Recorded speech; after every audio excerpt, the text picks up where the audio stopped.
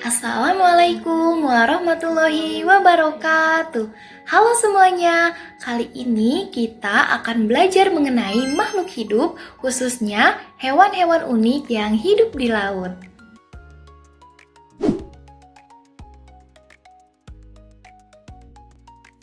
Kalian pernah gak sih ngebayangin betapa luasnya laut Indonesia?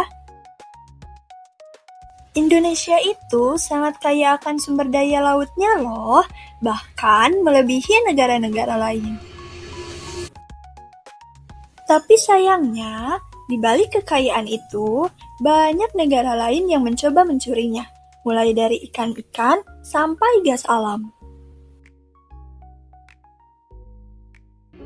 Salah satunya adalah masalah perbatasan Laut Natuna dengan Cina. Cina mengklaim wilayah Laut Natuna bagian timur sebagai miliknya. Padahal, Indonesia sudah memiliki bukti dan dokumen kuat yang menjelaskan bahwa wilayah itu adalah bagian dari negara kita.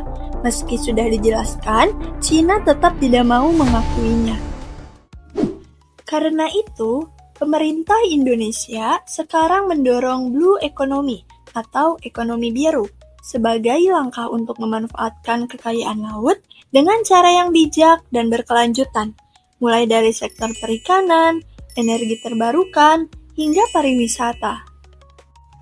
Nah, sekarang mari kita lihat lebih dalam lagi apa saja sih makhluk hidup yang tinggal di wilayah-wilayah tersebut dan bagaimana mereka bisa beradaptasi. Kita cari tahu yuk! Zona-zona laut dan hewan unik yang ada di sana. Pertama, yaitu zona litoral. Zona ini biasa disebut dengan zona pasang surut. Letaknya di antara batas pasang tertinggi dan surut terendah dekat pantai. Adapun hewan unik yang tinggal di wilayah ini yaitu kepiting pasir. Cara beradaptasinya yaitu mereka memiliki kaki yang kuat untuk menggali dan bersembunyi di pasir. Yang kedua yaitu zona neritik atau yang biasa disebut dengan zona laut dangkal. Letaknya di kedalaman sampai kurang lebih 200 meter. Adapun hewan unik yang hidup di sana yaitu ikan badut atau yang biasa disebut dengan ikan Nemo.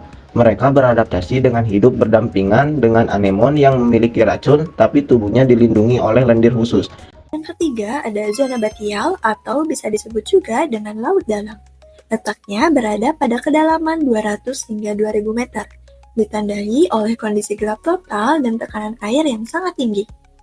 Di zona ini hidup hewan-hewan seperti ubur-ubur yang memiliki adaptasi khusus seperti kemampuan menyala atau bioluminesensi dan tubuh yang fleksibel untuk bertahan di lingkungan ekstrim. Selain keanekaragaman hayatinya, zona batial juga menyimpan cadangan gas alam, seperti yang terdapat di Laut Natuna yang menjadi sumber konflik akibat klaim sepihak dari Cina. Keempat, ada zona abisal atau bisa disebut juga laut dengan kedalaman yang ekstrim. Letaknya berada pada kedalaman lebih dari 2000 meter, di mana tidak ada cahaya matahari dan suhu yang sangat dingin. Salah satu penghuni khasnya adalah anglerfish atau ikan sungut ganda yang memiliki adaptasi unik berupa lampu di kepalanya untuk menarik mangsa dalam kegelapan. Meskipun kondisi di zona ini sangat ekstrim, wilayah ini menyimpan potensi besar di masa depan, terutama dalam bentuk mineral laut dalam yang bernilai tinggi. Dari zona litoral sampai abisal, laut Indonesia menyimpan kekayaan hayati yang luar biasa. Tapi kekayaan ini juga menjadi rebutan dan rawan pencurian, seperti yang terjadi di Laut Natuna. Maka dari itu, kita perlu menjaga laut kita, bukan hanya karena isinya indah, tapi karena ini adalah bagian dari kedaulatan dan masa depan bangsa. Melalui konsep ekonomi biru, Indonesia bisa memanfaatkan laut secara bijak, menangkap ikan tanpa merusak ekosistem, mengembangkan pariwisata bahari, dan menggali energi laut dengan tetap menjaga kehidupan makhluk laut.